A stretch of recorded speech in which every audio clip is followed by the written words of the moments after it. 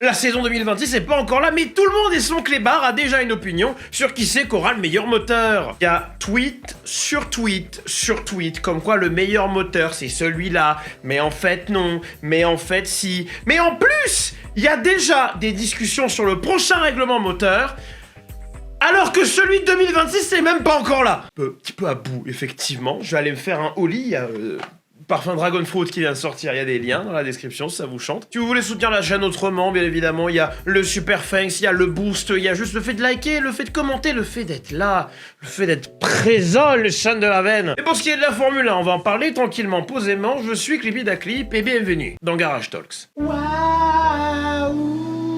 Il y a quelqu'un qui m'a dit, ouais, mets-toi debout parce que c'est mieux, t'as plus d'énergie. Donc j'ai pris beaucoup trop de caféine en plus de me mettre debout. Et pour toi, le Zeng. Oh, c'est un peu le spiel en ce moment hein, sur Twitter, Instagram, TikTok, tout ce que tu veux. Insérer marque ici va tout niquer. On le sait. On a lu coulisses exclusives d'une usine à deal. On entend des trucs sur Ferrari avec des culasses en impression 3D, que c'est là impressionnant, que Merco est en avance donc ils sont les meilleurs, que Red Bull est serein. Mais attention parce que on a mon gars sûr qui est sur place et qui l'a dit voilà et du coup en fait non. C'est quelque chose et on est un poil à bout parce que tous ces articles ils ont tendance à exister dans un vide. Quand une parution met en avant les prouesses faites par Mercedes au niveau du moteur, c'est jamais en comparaison de ce que fait Red Bull ou Ferrari. Et c'est jamais avec des datas tangibles. En train de me dire que c'est peut-être mieux si j'ai le micro au niveau de la bouche comme ça. Je suis désolé si le son était mauvais jusque-là, ma bad. C'est toujours des trucs genre, ouais, il risquerait de perdre 2 dixièmes au tour. Mais 2 dixièmes au tour par rapport à quoi, trou du cul? Non, mais t'inquiète, la source c'est mon gars sûr. La formule pour 2026, elle est de toute façon déjà ultra controversée alors qu'on en a rien vu. Tout le spiel de base s'était passé d'un split hybride 75-25 ou selon là où tu regardes 85-15 puisque même ça on en est plus sûr, à un split 50-50 donc 50% élec, 50% thermique. Et cette pierre angulaire du règlement pour le coup elle est pas sûre d'être réalisée parce que si apparemment c'est sûr, touche du bois, que pour les qualifs on en reste sur ce split là, en course ça pourrait passer à 64-36. C'est des discussions qui ont émergé en avril, rappelez-vous on en parlait, des discussions qui ont directement fait suite au ressenti de beaucoup de gens dans le paddock, que ce soit du staff technique ou les fers de lance évidemment les pilotes, comme Stroll, Leclerc ou Verstappen qui clamaient certaines choses, des choses qui ont notamment été reprises de manière fallacieuse. Genre par exemple le rétrogradage en bout de ligne droite à Monza dont Verstappen a parlé, quand on en était encore à des phases préliminaires et où les modèles de simulation prenaient pas encore en compte un truc qui allait être introduit plus tard, c'est-à-dire les modes X et Z, ça, hein, qui sont en gros, il y a un mode où t'es censé avoir plus d'appui et un mode où t'en as beaucoup moins, et vu que t'en as beaucoup moins, bah t'as beaucoup moins de traînée aussi. Des modes qui vont être renommés, parce que la FIA s'est rendu compte que Z c'était peu marketable, c'est vrai je vois pas ce que Zorglub a à voir là-dedans, et aussi parce que les gens savent pas lequel est lequel, et que si je regarde pas mon script je sais plus moi non plus, X ou Y, Z en coordonnées. En plus, ce truc avec cette quote de Verstappen, c'est qu'elle a été réutilisée après par certaines parutions qu'on citera pas parce que c'est devenu de la merde. J'ai déjà assez taclé. On va passer à autre chose. Et en soi, c'est pas illogique que les pilotes tirent la sonnette d'alarme sur un règlement qui est pas encore là, parce que c'est des pilotes, ils aiment pas avoir de la performance. Même vous, si vous jouez à des jeux de bagnole, ne serait-ce que de manière anecdotique, ne serait-ce qu'occasionnellement, quand vous passez d'une voiture qui roule bien à une voiture qui roule pas bien, ça vous fait chier, parce que vous voulez plus de perf. Ne serait-ce que changer de set de pneus dans Formula One, pas les derniers, parce que c'est n'importe quoi les pneus, apparemment maintenant les hard, c'est les meilleurs pneus. Dans quel monde? Mais genre passer des softs là, qui étaient formidables, qui bombardaient, parce que vous avez fait un programme qualif, à des hard parce que vous faites un programme course ou genre le programme de con là où il faut passer les portes sur la piste. Bien sûr, la climatisation du circuit, c'est la 4e ou 5e chose qu'on fait sur un week-end, hein, à Codemaster. Bref, vous trouvez ça moins agréable. C'est pareil ici. Donc que là, on a droit à l'année prochaine à 30% d'aéro en moins. Pas rien. Hein. Et finalement, on a un peu l'impression de revivre la fin de saison 2013 où ça parlait du règlement 2014 et où tout le monde était en mode non, c'est pire, non, c'est horrible, ouin ouin ouin ouin. Tout le monde était très mécontent parce qu'il devait tenir la voiture à des rapports de boîte chelous parce qu'il y avait trop de couple, parce qu'ils pouvaient rentrer moins rapidement dans les virages. Enfin, il y avait 21 pilotes qui se sont plaints. Il y en a 2 qui se sont pas plaints, c'est Loulou et Britney, parce que eux, ils sont arrivés à Bahreïn à être moins d'une seconde plus lent que la pole de l'année dernière. Et oui, j'ai dit 21 pilotes parce qu'il y a 23 pilotes classés en 2014, si je ne m'abuse. Et je ne m'abuse que très peu. Et d'ailleurs, la FIA a estimé que la pole à Bahreïn l'an prochain serait 1 seconde plus lente que cette année. Donc ce serait, au lieu d'être une 29, une 30. La pole en 2014, c'était une 33.1. Et pour que vous puissiez comparer avec des voitures plus petites, plus légères, V8, d'ancienne gêne, donc avec les voitures de 2013, on était en 32.3. Voilà. Alors à prendre avec une pincée de sel, parce qu'évidemment, c'est pas les mêmes surfaces, c'est pas les mêmes pneus. Pour en revenir revenir au règlement, parce que là je vais me perdre sur autre chose sinon, l'autre controverse c'est qu'il est pas complètement finalisé. Que ce soit les histoires de split hybride qui, certains vont dire c'est pas grave, c'est un truc qui peut être paramétré par les équipes en cours de saison, et en fait je me demande si cette différence de split, elle aurait pas occasionné une différence de conception pour les écuries si elles avaient su dès le début. Les ingénieurs dans le chat là, il y aurait une grosse différence selon vous dans la conception d'un moteur dont en course on exigerait 64% thermique et 36% élec au lieu de 50-50? Parce que je sais pas, dans ma tête je me dis, vu que t'en demandes un peu plus mécaniquement, peut-être en termes de fiabilisation il y a des risques qui auraient pas été pris. Bref, dites-moi en commentaire. Et l'autre gros truc c'est qu'on place encore les pilotes dans un gros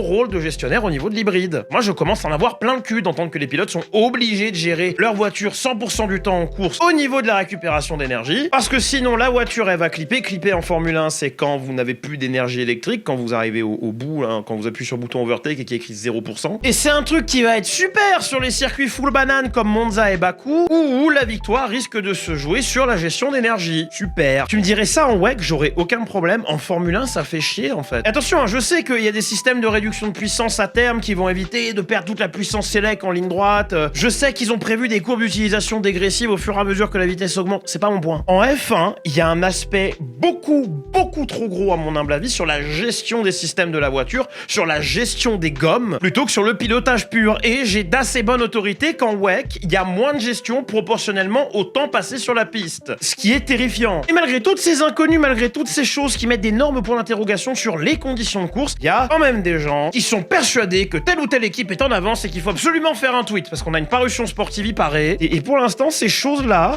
c'est des spéculations. Ça a autant de valeur que moi qui dis que Mitsubishi développe un power unit en secret depuis 3 ans et qui vont arriver pour tout baiser. Ça vaut rien. Et il y en a peut-être parmi vous qui pensent que parce que j'ai une plateforme, parce que j'ai tendance à pas raconter de la merde ici, c'était peut-être une vraie info. Bon, non, c'est pas le cas. Hein. Après, moi j'aimerais bien qu'on se le dise. Double-checker vos sources, quoi. Vous contentez pas de moi non plus comme source, parce que moi je fais du recoupement de sources qui sont parfois pas des sources primaires. Après ça, c'est pour ma recontextualisation. Mon opinion, pareil, essayez de pas vous l'approprier, juste essayez de réfléchir à ce que je dis et de faire.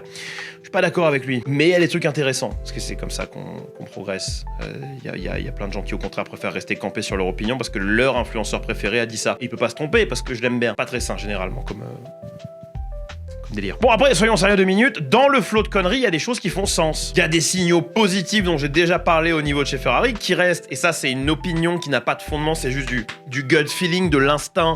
Ferrari c'est ma wildcard pour l'an prochain. Et en lisant ça, de toute façon, je me rends compte qu'il y a 3 équipes l'an prochain dont ça peut être l'année. Parce qu'il y a Ferrari, bien évidemment, qui produit tout à la maison, qui a déjà eu quelques ratés, mais qui ont 2 pilotes capables, même si la voiture a quelques lacunes, de compenser ces dernières, en admettant que le delta de performance soit pas trop élevé. Aston, parce que New Way, et parce que fourni exclusivement par Honda, donc au niveau de l'intégration châssis-moteur, ce sera tout aussi bien que Ferrari qui produit tout à la maison, ou Mercedes, qui en plus d'avoir l'intégration châssis-moteur, en plus d'avoir un bon pilote honteusement sous-estimé juste parce qu'il est devenu à vos yeux détestable parce que maintenant il a une voiture capable de gagner, ça me rappelle un autre Britannique, Mercedes, ils ont aussi le poids des années derrière eux. Je me souviens d'un jour, j'étais encore ado à l'époque, et on avait des magazines qui faisaient encore des numéros spéciaux en amont des saisons de Formule 1. Ça existe toujours, mais maintenant c'est de la merde imprimée sur du papier cul avec des articles plan-plan et rien de dit qui est fondamentalement intéressant. Ça c'est parce qu'ils savent que la majorité de vos news vous les prenez sur internet maintenant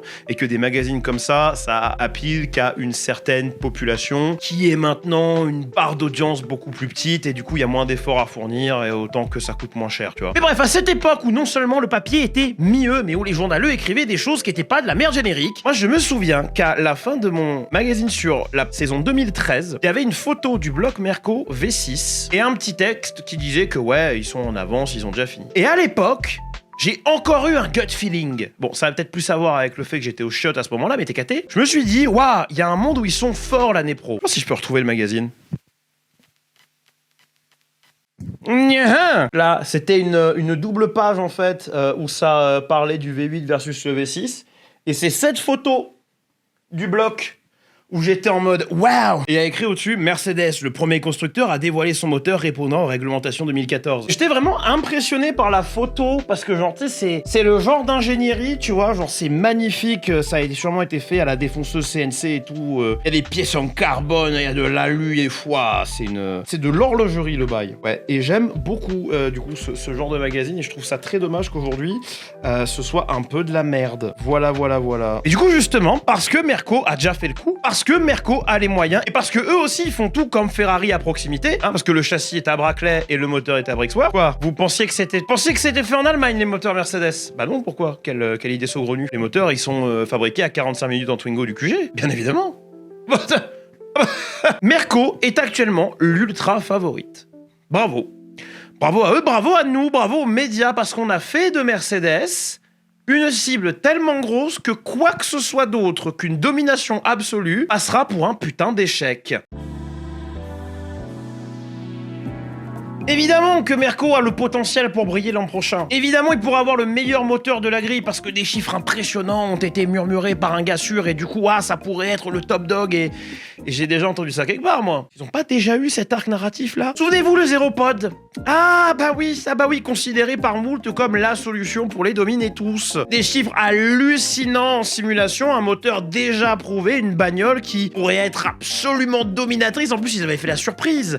Ils avaient ramené des pontons normaux aux essais à Barcelone. Et puis dès qu'on est arrivé à Bahreïn, boum, zéro corrélation entre la simu et la piste. Tas de merde sur roue, abominable. Alors là, je sais ce que vous allez dire, surtout que j'ai j'ai invoqué les élèves ingénieurs et vrais ingénieurs parce que je vois vos moyennes d'âge. Hein. Vous êtes yeuves, hein. Vous avez mon âge, quoi, basiquement. Bon, il y en a qui vont me dire, ouais, mais Clippy, les simulations moteur versus les simulations aéro, c'est pas pareil. On peut effectivement faire des simulations moteur beaucoup plus fiables dans beaucoup plus de conditions, on va dire, parasitaires, des conditions plus réalistes. Voilà, c'est peut-être plus le mot que je devrais utiliser ici, qu'on ne peut pour de l'aéro. Mais peut-être je parle plus de moteur en fait. Parce que bon, en soi, la voiture 2022, par rapport au standard Mercedes, c'était une poubelle. En 2023, il a fallu recover. Ils ont continué avec le concept de poubelle, mais ils l'ont raffiné. Mais le truc, c'est qu'en 2024, ils ont pas ramené une voiture qui était capable de gagner un championnat. Pourtant, les chiffres étaient bons encore en simulateur. Et là, en 2025, ils ont encore des emmerdes. Mercedes, sur un règlement complet, le Mercedes hein, qui avait claqué des gueules de 2014 jusqu'à 2020, le Mercedes qui sur 2 aires aérodynamiques différentes avait la meilleure voiture systématiquement, quasi systématiquement. Ce Mercedes-là, sur toute la réglementation effet de sol, n'a pas été une seule fois dans le fight pour le titre. Pire encore, ils se font brouter par une écurie cliente qui n'arbore même plus leur badge. Et alors là, ce que je dis, c'est pas qu'il faut s'inquiéter du moteur pour 2026, mais peut-être s'inquiéter de l'aéro, parce que même si la formule est moins aérodépendante, vous n'êtes pas à l'abri de faire un tas de merde qui va vous rétrograder derrière les écuries clientes. On contre-argumentera que cette nouvelle réglementation, elle est pas orientée sur l'effet de sol, et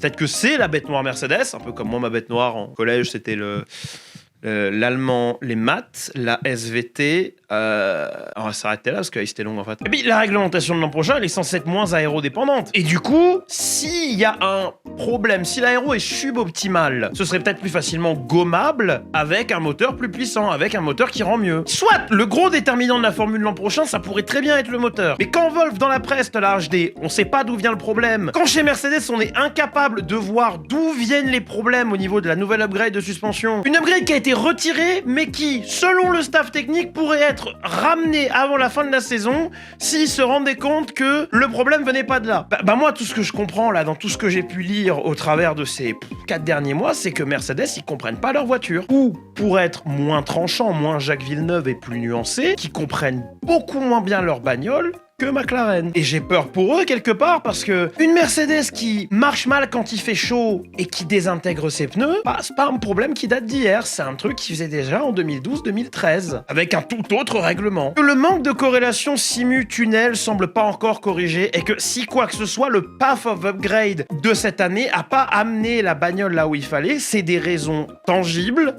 de s'inquiéter pour la saison prochaine. Surtout si derrière, on a Aston avec un Newey qui, dès dire d'Alonso, travaille sans compter ses heures, mais sans aucune panique, et que ce mec sort encore une dinguerie, et qu'Honda, silencieux mais mortel, comme toi après un cassoulet, sort un moteur ultra compétent, bah ça pue pour ceux qui sont derrière, hein.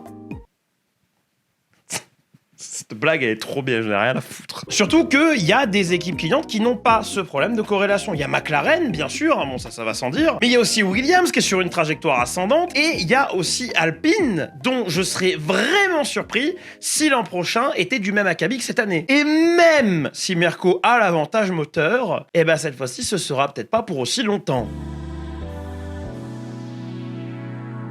Oh, mais il lâche pas l'affaire, Momo, hein. Je vais péter mon crâne, moi, un moment. Hein.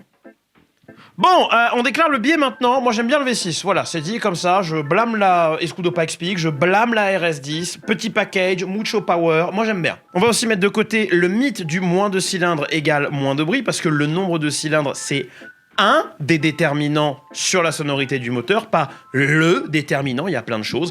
Il y a le nombre de cylindres, du coup, la cylindrée elle-même, le nombre de tours minutes maximum, l'échappement, s'il y a ou pas un système de suralimentation, et dans le cadre de la Formule 1, est-ce que c'est dit que c'est hybride? C'est un truc dont j'ai parlé en long et en large dans cette vidéo. Oubliez 2026, voilà le vrai règlement que la F1 devrait avoir, Garage Talks, Et je me sens obligé de le rappeler parce que le raccourci est trop souvent fait et que ça dessert le schmilblick, en fait, c'est tout. Et souvenez-vous, il y a moult mois de ça maintenant, c'est pas vrai, c'était il y a pas si longtemps, je me souviens, on était encore dans l'autre décor, mais c'était il y a pas si longtemps. Il y avait eu une discussion d'urgence pour ramener les V10 en Formule 1. Assez important, il y a Momo qui débarque. Bon, la discussion, elle a duré 5 minutes, hein, le temps que tout le monde se foute autour d'une table ronde et se foute de la gueule du président de la FIA, avec en fer de lance Audi qui a ramené le bullying au goût du jour. En même temps, je les comprends. Imagine, on te dit, on est lundi, vendredi soir, 17h, on fait une pizza party, ça te va?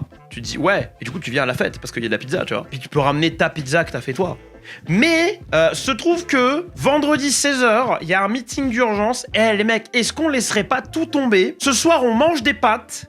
Et samedi, des brocolis sauce merde. Effectivement, quelque part, tu vas pas être content. Parce que oui, il y avait eu une discussion comme quoi on continuerait avec ce gel moteur-là pendant 2 ans, et puis on ferait revenir dès 2028 des V8 et des V10 ou ce que tu veux.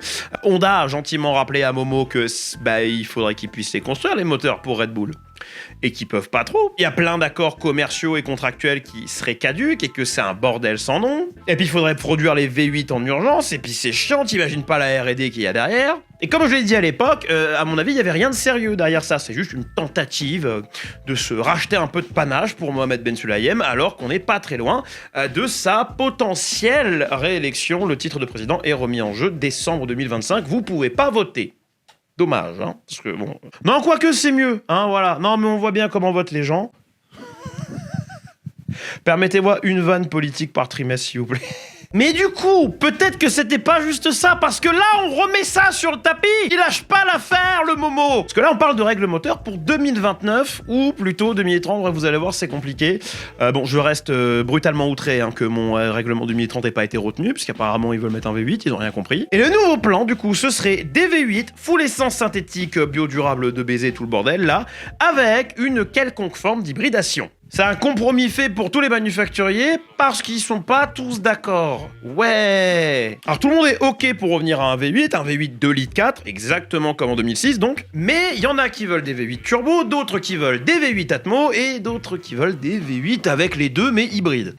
Certains veulent des split elec de plus de 30%, d'autres sont ok avec que 5%. À l'époque du Kers, c'est Red Bull Powertrain qui veut ça. Bien évidemment, c'est Red Bull Powertrain. Mais ce qui est sûr, c'est que personne est ok pour 2029. À part Red Bull Powertrain et Cadillac. Donc c'est bon vote de confiance pour leur moteur l'an prochain, ça. Pour Cadillac, sans branle, c'est pas leur moteur l'an prochain. Mais à terme, ils sont censés ramener leur moteur, tu vois. Donc à mon avis, ils seraient contents que ça arrive le plus tôt possible, le règlement où c'est des moteurs plus simples, quoi. Mais Mercedes et Ferrari seraient plus confiants pour 2030 comme target. Par contre, Honda et Audi, ils en ont rien à foutre, ils sont pas intéressés. Ils sont tabasse l'arrêt, sauf si tu mets un split 60% élec à l'EPKPA. La FIA a besoin d'au moins 4 de ces 6 manufacturiers de OK pour lancer son plan d'urgence. Et comme apparemment 2029, ça convient qu'à 2 manufacturiers, on se dirige donc plutôt vers 2030. Mais du coup, semblerait, alors je sais pas, il y a 2 sources qui se contredisent dans la méthode, mais dans la finalité, de toute façon, c'est la même chose. Semblerait que la FIA pense pas que ça vaille le coup, du coup, de cramer l'année 2030, qui est censée être la dernière année du règlement moteur tel qu'il arrive l'an prochain, parce que c'est 2026 jusqu'à fin 2030, et qu'on soit plus parti, du coup, sur 2031. Donc qu'on aille au bout du cycle réglementaire. J'aurai 34 ans. Big whoop. Bon, alors déjà, tout ça, c'est chouette, hein, parce que ça désavoue le règlement 2026 qui est même pas encore entré en jeu, un règlement qui est controversé, qui est pas fini à 100%, un règlement qui a dû occasionner un compromis au niveau du châssis parce que le moteur avec le split 50-50, il y a tellement de points d'interrogation dessus, le bordel, c'est un QCM. Du coup, on a dû compromettre le règlement châssis avec le mode...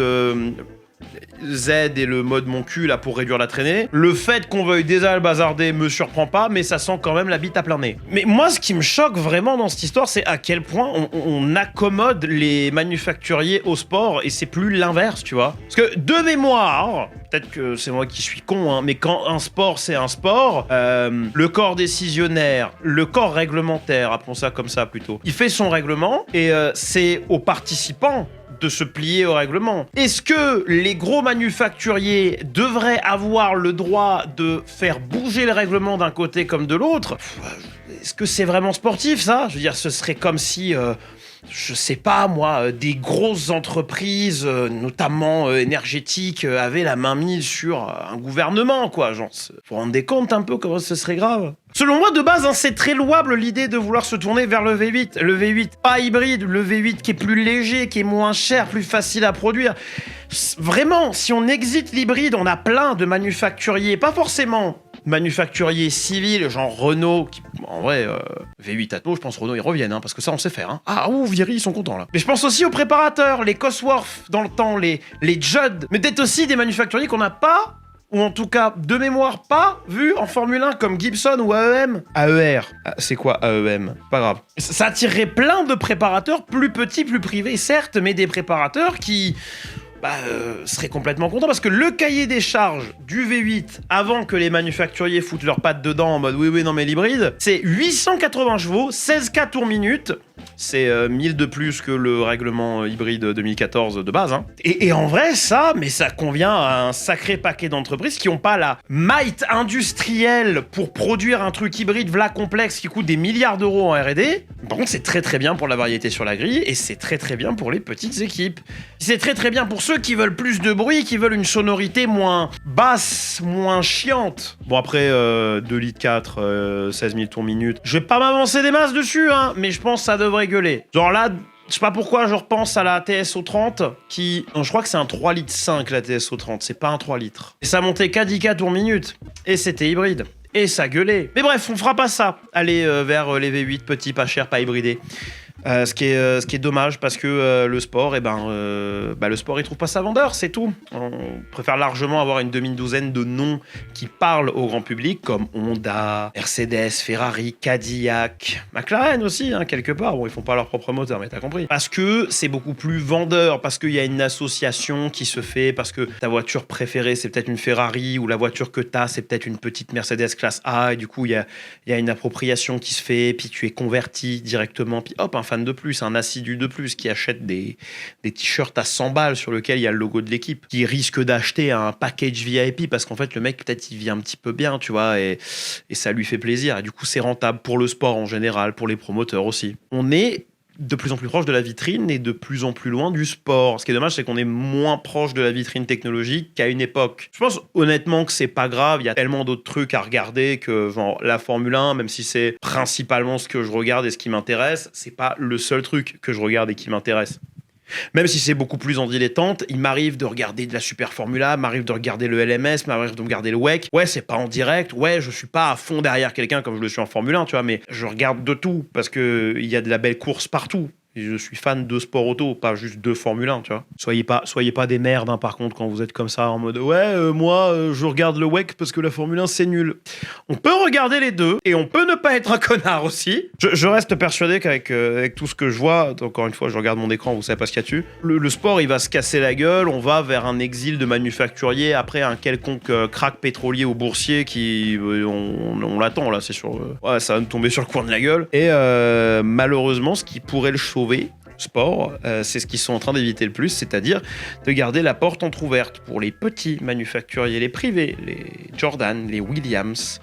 McLaren fut un temps des équipes qui étaient là, qui ont fait vivre au sport les plus belles underdog stories, et aujourd'hui qu'on mésestime beaucoup parce que c'est pas un gros groupe industriel, oh là là, dis donc. Et quelqu'un qui m'avait dit ouais mais les petites équipes elles ont souffert pendant la crise des subprimes aussi. Force India ils sont restés en 2008-2009. C'est pas le cas d'Honda pourtant. Force India qui était à peine à l'époque un rachat de Jordan, un rachat de... C'est quoi? C'était Jordan, Midland, Spiker, puis Force India. Bon, c'était les mêmes meubles. C'est une écurie privée qui est allée chercher le titre en 2009 pourtant. Une écurie privée qui renaît des cendres de Honda pour un British Pound symbolique. Quelque chose de romantique là-dedans. Honda, ils auraient complètement changé d'avis, ou peut-être pas. En tout cas, ce sera intéressant à suivre, intéressant de voir si effectivement le sport se casse sa gueule ou pas. Mais c'est tout pour moi pour aujourd'hui. Merci beaucoup d'avoir regardé cette vidéo jusqu'au bout. Je suis Clipitaclip, je suis absolument partout sauf dans la rue. Je donne pas l'aspi, je zigzag, en déplaise à Villeneuve. On est sur Twitch, on fait du vroom vroom ce samedi. Donc la vidéo devrait sortir, je pense qu'il est trop tard pour qu'elle soit prête le 15. Donc elle devrait sortir le 16 septembre 2025. Donc le samedi 20 septembre 2025, on fera un Open Lobby F1 24. Et pour pouvoir jouer avec vous, ça a été soumis au vote de base. Moi, je ne savais pas auquel vous vouliez jouer. Il y a des gens qui voulaient le 23, il y a des gens qui voulaient le 25, mais la majorité a dit 24. On ne sait pas encore comment ça va se goupiller. Le stream commencera à 19h. Donc si vous voulez jouer, si vous voulez être là, il faudra être sur le jeu, dans ces environs-là. On fera au moins 2 courses, c'est-à-dire une en Formule 2, pas de règles, pas de dégâts. Vous pouvez embrasser le Dune à l'intérieur de vous. Et une course Formule 1 avec drapeau, les track limits en relax, mais pas inexistantes. Et pas de dégâts non plus, ce serait marrant que tout le monde finisse quand même. Si on est beaucoup, peut-être qu'on fera 2 courses et du coup on fera une rotation. Je sais pas encore comment tout va se goupiller parce que j'ai aucune idée de comment tout va se goupiller. Voilà, bref, c'était Clipitaclip. Bisous.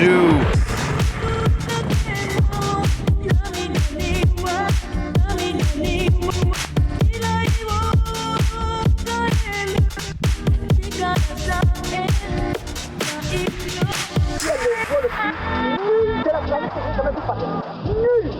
Elles sont nulles!